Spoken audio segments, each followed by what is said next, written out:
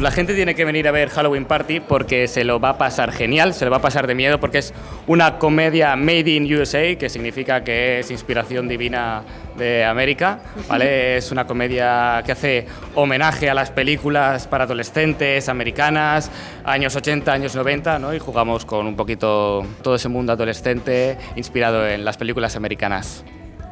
Sí, con los estereotipos, con los personajes súper exagerados, divertidos, explotados al máximo y tratando de hacer pasar un rato súper bueno al público y que se rían con nosotros porque para nosotros también es súper divertido. Es una fiesta, es interactiva, el público va a disfrutar, va a jugar, va a beber, va a pasárselo bien, va a bailar. Es una obra diferente, o sea, nunca había visto una obra de 60 minutos que fuese en formato como de pequeño formato.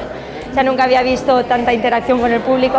La obra ha sido una auténtica pasada, yo me lo he pasado muy bien, muy divertida.